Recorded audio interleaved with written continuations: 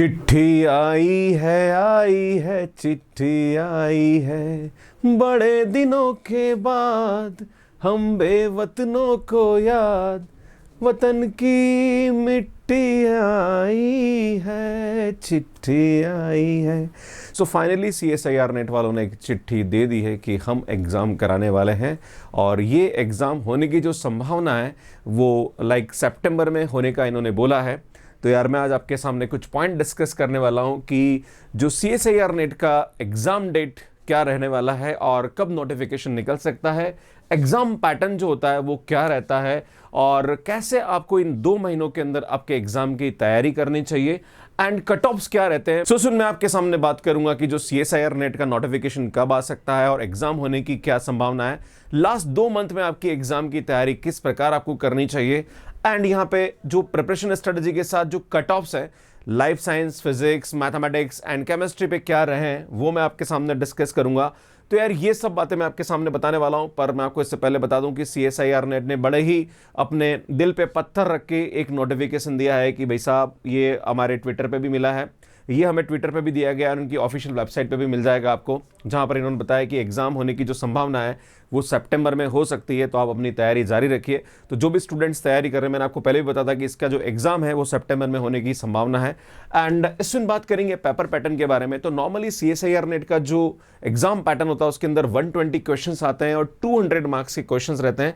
ये computer based रहता है और 3 घंटे का एग्जाम होता है। यहाँ पे पार्ट ए, पार्ट बी और पार्ट सी 3 यहाँ पे पार्ट में पूछा जाता है, जहाँ पर पार्ट ए जो होता है वो जनरल एप्टीट्यूड का होता है। इसमें मैंने बहुत अच्छा वीडियो अपलोड कर रखा है, क्रिस्टी वर्गीस सर के साथ एक एड टॉक है, तो आप वो iTab पे जाके देख सकते हैं कैसे आपको अपनी जनरल एप्टीट्यूड की तैयारी करनी चाहिए। पार्ट बी और पार्ट सी जो होता है वो आपके सब्जेक्ट का होता है। अगर आपका मैथ्स है, फिजिक्स है, केमिस्ट्री है, लाइफ साइंस के अकॉर्डिंग यहाँ पे सब्जेक्ट के क्वेश्चंस पूछे जाते हैं। इसमें टाइप्स ऑफ क्वेश्चन में यहाँ पे मल्टीपल चॉइस क्वेश्चंस भी आते हैं।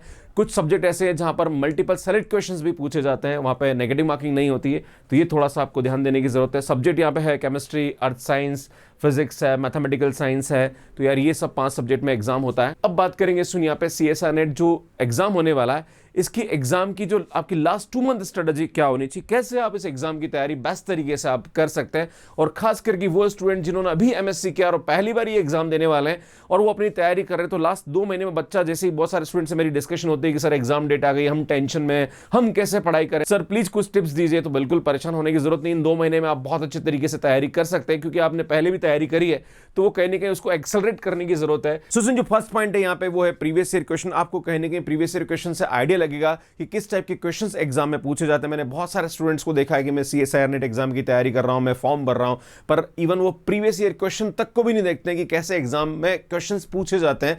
तो आपको अगर एग्जाम का आइडिया चाहिए तो कहीं ना कहीं आपको PYQs को देखना चाहिए, उससे आपको पता लगता है किस टाइप के और किस लेवल के क्वेश्चंस एग्जाम में आते हैं। इसमें एक और बहुत बड़ी बात होती है यहाँ पे कि जो सब्जेक्ट में ज्यादा क्वेश्चंस पूछे जाते हैं, जिनका वेटेज ज्यादा होता है, उनको पहले आपको करने की कोशिश करनी चाहिए। बहुत बार ऐसा होता है कि नहीं यार मेरा फेवरेट सब्जेक्ट ये है, मैं पहले ये करता हूं। आपको अपने फेवरेट को नहीं देखना चाहिए, आपको पहले ये देखना चाहिए कि यार ऐसे कौन से सब्जेक्ट है जिन पर ज्यादा क्वेश्चंस एग्जाम में पूछे जाते हैं, उस पर ज्यादा आपको फोकस करना चाहिए। तो ये थोड़ा सा ध्यान देने की जरूरत है। इसमें थर्ड पॉइंट के बारे में डिस्कस करेंगे। बहुत बार स्टूडेंट का क्या होता है कि एग्जाम की तैयारी कर रहे होते हैं, वो बड़े कंफ्यूज होते हैं, यार मैं इस सर के नोट्स ले लूं, यार वो उन सर से पढ़ लूं, या मैं वो किताब पढ़ लूं, मैं वो कर लूं। देखो लास्ट 2 महीने में आपको जो भी आपने पढ़ा उसको ढंग से रिवाइज करने की जरूरत है। प्लस यहां पे किसी एक को फॉलो करिए आप, है ना, 10 जनों को फॉलो करने की जरूरत नहीं, क्योंकि अगर आप जितने ज्यादा को फॉलो करोगे उतना ही कंफ्यूजन है, क्योंकि हर आदमी अपनी एक एडवाइस देता है। अगर आपको कोई प्रॉब्लम है तो उसके एक्सपर्ट डॉक्टर को बताइए। अगर आप 10 डॉक्टरों से इलाज करवाओगे तो हर आदमी अलग तरीके का आपको यहां पे प्रिस्क्रिप्शन लिखेगा और अल्टीमेटली आपकी हेल्थ खराब कर देगा। इसलिए आपको ध्यान देने की जरूरत है कि जब भी एग्जाम की तैयारी करें तो लास्ट 2 महीने में आपको ध्यान देने की जरूरत है कि आपको कंफ्यूज नहीं होना है। आपको सिर्फ जहां से आप लगे और तैयारी कर रहे थे पिछले टाइम से बस लगे रहिए, आपको इधर उधर स्विच नहीं करना है। नेक्स्ट बड़ी इंपॉर्टेंट बात होती है और वो होती है रिवाइज एंड रिकॉलिंग। इसमें मैं बार बार इस पे बहुत ध्यान देता हूं कि आपको रिवीजन हमेशा करते रहना चाहिए, क्योंकि होता क्या है कि जब भी स्टूडेंट को मैं देखता हूं कि सर मैं दिन में 6 घंटे पढ़ता हूं और 6 घंटे के अंदर मुझे कितना रिवीजन और रिकॉल करना चाहिए, मैं बोलता हूं बेटा 2 घंटे आपको रिवीजन एंड रिकॉलिंग पे देना चाहिए। पर बच्चा बोलता है कि सर 2 घंटे अगर मैं रिवीजन रिकॉलिंग करूंगा तो मैं नया क्या पढ़ूंगा। आप लोग क्या करते हो कि रिवीजन रिकॉलिंग को तो मानते ही नहीं, उसके टाइम को काउंट ही नहीं करते हो, क्योंकि वो अरे यार ये तो पढ़ रखा है, इसको डबल बार पढ़ेंगे तो मेरी पढ़ाई थोड़ी हुई, मैं तो कुछ नया पढ़ूंगा। ऐसा नहीं है, जो भी आपने तैयारी करी है उसको कहीं ना कहीं रिटेन करना जरूरी है। तो आपको हमेशा ध्यान देने की जरूरत है कि जो आप पढ़ चुके हैं उसको हमेशा रिवाइज करते रहिए और रिकॉल करते रहिए, और वो सबसे इंपॉर्टेंट टाइम है। अगर दिन में 6 घंटे पढ़ रहे हो और 2 घंटे आप अपने उस काम के लिए दे रहे हो तो वो बड़े इंपॉर्टेंट है। नेक्स्ट 4 घंटे आप कुछ नया क्वेश्चन प्रैक्टिस करना है, या कहीं एजुकेटर की क्लास अटेंड कर रहे हैं, कुछ कर रहे हैं, कहीं कुछ और पढ़ रहे हैं, तो आप पढ़ते रहिए, उसमें कोई प्रॉब्लम नहीं है, पर 2 घंटे इसके लिए टाइम दीजिए और कोशिश करिए कि मॉर्निंग आवर्स के अंदर आप ये करिए। और एक और चीज बताना चाह रहा हूं, मैंने इसके तरीके बता दिए कि जैसे कैसे आप रिवाइज एंड रिकॉल कर सकते हैं, कैसे आप नोट्स बना सकते हैं। इसके लिए मैंने आपको बोला था कि आप 4 से 5 या 7-8 स्टूडेंट्स का एक ग्रुप बना लीजिए, देन टॉपिक डिवाइड कर लीजिए। जैसे मान लीजिए मैं रीएनालिसिस करूंगा, अगर मैथ्स की बात करूं, एक लीनियर अलजेब्रा करेगा, दूसरा कॉम्प्लेक्स करेगा, चौथा मॉडर्न अलजेब्रा करेगा, आपस में शॉर्ट नोट शेयर करिए। वॉइस में जैसे मान लीजिए मोबाइल में आपने रिकॉर्ड कर लिया पूरा एक नोट्स, एंड दूसरे फ्रेंड को शेयर करिए, उससे पूछिए मैंने कुछ मिस्टेक तो नहीं करी या कोई टॉपिक तो नहीं रहेगा। ऐसे बहुत सारे अलग अलग तरीके से आप यहाँ पे रिवाइज एंड रिकॉल कर सकते हैं। सुन आईटे पे एक वीडियो है जिसमें मैंने बताया कि कैसे आप अपने शॉर्ट नोट्स बना के रिवाइज कर सकते हैं। सो नेक्स्ट बहुत इंपॉर्टेंट चीज होती है वो होती है टेस्ट सीरीज। हमेशा आपको टेस्ट सीरीज देते रहना चाहिए। क्वेश्चंस को जब तक आप करोगे नहीं पहले, आपकी प्रॉब्लम सॉल्विंग स्किल इंप्रूव नहीं होगी। तो जहां पे जैसे अनअकैडमी प्लेटफॉर्म पे भी बहुत सारे फ्री टेस्ट अवेलेबल है, और भी जहां पे आप लेना चाहते हैं वहां से फ्री टेस्ट सीरीज आप या पेड टेस्ट सीरीज आप लीजिए, एंड कहीं ना कहीं उस पर आप मेहनत करिए। अगर आप क्वेश्चन प्रैक्टिस करेंगे, बहुत सारे बच्चों का नहीं है सर मेरा तो सिलेबस ही नहीं हुआ, और सर मैं जब क्वेश्चन देता हूं ना मेरे मार्क्स कम आते हैं, सर मैं डीमोटिवेट हो जाता हूं। ऐसा नहीं है, वो डीमोटिवेट होना ही आपको कहीं ना कहीं पढ़ाई के लिए प्रेरित करेगा, है ना। कभी कभी हमारे पास फेलियर होता है, तो फेलियर से घबराने की जरूरत नहीं, फेलियर हमें यह बताता है कि हमें और मेहनत करने की जरूरत है, राइट। सो ये ध्यान देने की जरूरत है कि अगर आपके कम मार्क्स आ रहे हैं, टेस्ट सीरीज दे रहे हैं, तो आपको डीमोटिवेट होने की जरूरत नहीं, आपको मेहनत करने की जरूरत है। क्लियर है, ये बहुत इंपॉर्टेंट चीज होती है। एक और बहुत इंपॉर्टेंट चीज होती है कि जब भी आप पढ़ें, जैसे आप किसी एजुकेटर से पढ़ रहे हैं या कोई बुक आप पढ़ रहे हैं, तो हमेशा कॉपी पेन के साथ जो इंपॉर्टेंट पॉइंट्स है उसको हमेशा हाईलाइट करके लिखते रहिए। और जहां भी आप कमरे में पढ़ाई कर रहे हैं उसके आसपास ऐसा माहौल बना के रखिए, जैसे स्टिकी नोट्स है या आपके सब्जेक्ट के छोटे छोटे आप फार्मूले की शीट्स लगा दीजिए, ताकि आप सामने देख के पढ़ते रहो एंड उसको रिवाइज करते रहो। तो ये भी एक बहुत अच्छा तरीका होता है। तो मैं आपके सामने बताना चाह रहा हूं कि ये जो 2 महीने है ना, इन 2 महीने के अंदर आपने जो पढ़ा है उसको ढंग से आपको रिवाइज करना है, रिकॉल करना है, ये ज्यादा इंपॉर्टेंट है। प्लस नया अगर आपको लगता है कि यार कोई एक सब्जेक्ट और नया करना चाहता हूं, तो मैं कहना चाहता हूं 15-20 दिन और है आपके पास कि आप कोई नया सब्जेक्ट कर लीजिए। उसके बाद लास्ट एग्जाम से 1 महीने पहले तक आप कुछ भी नया टॉपिक मत उठाइए। जो आपने पढ़ा है उस पर ज्यादा क्वेश्चंस प्रैक्टिस करिए एंड नोट्स को रिवाइज करते रहिए, एंड टेस्ट सीरीज आप जरूर देते रहिए, इससे आपको बहुत फायदा मिलने वाला है। तो सुन बात करेंगे कट ऑफ के बारे में, तो यहाँ पे मैथमेटिकल साइंस है, देन केमिकल साइंस है, लाइफ साइंस है, अर्थ साइंस है, एंड फिजिकल साइंस के कट ऑफ्स मैंने दे रखे हैं। जनरल कैटेगरी के स्टूडेंट ईडब्ल्यूएस है, देन ओबीसी है, एससी है, पीडब्ल्यूडी एंड एसटी कैंडिडेट्स के यहाँ पे मैंने मार्क्स दे रखे। सुनिए परसेंटेज में अगर आप बात करें 47 से 53, मतलब 47 से 53 मतलब डबल कर दो, क्योंकि 200 मार्क्स में से हमें यहाँ पे ये परसेंटेज दे रखा। मतलब अगर आपके 94 से 106 नंबर के बीच में, तो आप यहाँ पे जेआरएफ कर सकते हैं। इसी टाइप से ये आप अपनी कैटेगरी के हिसाब से देख सकते हैं।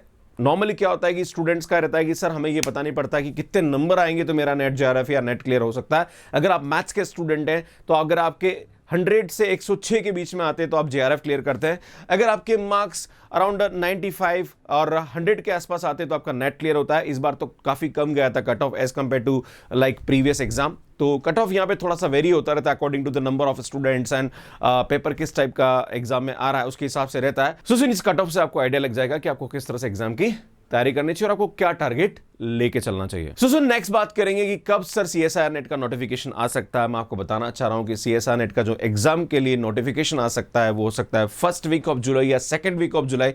मतलब मुझे ऐसा लगता है कि 15 जुलाई से पहले पहले आपको एग्जाम का नोटिफिकेशन मिल जाएगा। एंड एग्जाम डेट होने की जो संभावना मेरे को लगती है या तो 18 या 25 सितंबर है, या तो 18 सितंबर को एग्जाम हो सकता है या फिर 25 सितंबर को एग्जाम हो सकता है। अब एक बहुत बड़ा क्वेश्चन है कि सर आपने तो बोला था कि इस बार सीएसआईआर नेट एग्जाम 3 बार होगा या नहीं होगा। तो मैं बताना चाह रहा हूं कि जैसे अगस्त में एग्जाम हो रहा है और इसका जो रिजल्ट है वो अक्टूबर लास्ट तक अगर दे देते हैं तो मुझे ऐसा लगता है कि नवंबर में फिर से नोटिफिकेशन आ सकता है। पर एग्जाम दिसंबर में होने की संभावना मेरे को नजर नहीं आती है। एग्जाम या तो जनवरी में होगा या फरवरी में ही होगा। इस बार एग्जाम 2 बार ही संभावना नजर आती है, 3 बार तो मुझे नजर नहीं आता है, क्योंकि इतना जल्दी ये एग्जाम नहीं कर सकते। सितंबर के बाद ये दिसंबर में एग्जाम किसी भी हालत में मेरे को नहीं लगता है कि हो पाएगा, राइट। तो एग्जाम होने की जो संभावना नजर आती है या तो फरवरी ही होगा। हाँ, नोटिफिकेशन जरूर ये 2022 में निकाल देंगे ताकि लग जाएगा हाँ 2022 में हमने 3 बार एग्जाम के नोटिफिकेशंस निकाले। एग्जाम की डेट हो सकता है कि ये फरवरी में चली जाए, है ना। ये मेरे हिसाब से एक संभावना मैंने बताई है, हो सकता है यहाँ पे कुछ और भी पॉसिबल हो, पर this is like my prediction, right. May be that I am wrong. Clear है, आगे बढ़ते हैं। सुन बात करेंगे कि सर बुक्स के बारे में थोड़ा आइडिया बताइए। तो मैं बताना चाह रहा हूं कि अमेजोन पे मेरी बुक अवेलेबल है, आप ये बुक बाय कर सकते हैं। इसका जो लिंक है वो आपको डिस्क्रिप्शन मिल जाएगा, या फिर अमेजोन में CSIR नेट लिख दीजिए, टॉप पे मेरी बुक आपको दिख जाएगी। इसमें मेरा एक नया चैनल जिसमें मैं काफी सारी शॉर्ट ट्रिक अपलोड कर रहा हूं for mathematics and general aptitude, खास करके life science, physics, mathematics and chemistry वाले स्टूडेंट्स के। अगर जनरल एप्टीट्यूड मतलब पार्ट ए बहुत अच्छा करना है तो मेरा पूरा प्रीवियस ईयर क्वेश्चन का एक प्लेलिस्ट आपको मिल जाएगा, जहां पर मैंने काफी सारे वीडियोस के प्रीवियस ईयर क्वेश्चंस के सॉल्यूशन डाल रखे हैं। उससे आपको आइडिया लग जाएगा कैसे PYQs आपके जनरल एप्टीट्यूड पे पूछे जाते हैं, और उनके सॉल्यूशंस, उनकी ट्रिक्स भी मैंने डाल रखी है। तो ये बहुत ही हेल्पफुल, आप देख सकते हैं। सो सुन, thank you so much watching me. आपको कब लगता है कि एग्जाम कब हो सकता है और नोटिफिकेशन कब आ सकता है, आपकी जो एक्सपेक्टेड डेट है, जो आपका प्रेडिक्शन है, प्लीज कमेंट करके मुझे जरूर बताइए। इसमें अगर आप अनअकैडमी पे सब्सक्रिप्शन लेना चाह रहे हैं तो मेरा एक वीडियो है जहां पर हाउ टू गेट सब्सक्रिप्शन, आप यहां जाके देख सकते हैं। सुन, CSIR net general aptitude part A की तैयारी करना चाह रहे हैं, उसकी पूरी प्लेलिस्ट आपको यहां पे जाके मिल जाएगी, और यहां जाके मेरा नया वाला चैनल जिसमें मैं शॉर्ट ट्रिक डाल रहा हूं, आप यहां जाके सब्सक्राइब कर सकते हैं। आप सभी का बहुत बहुत धन्यवाद। Thank you, bye.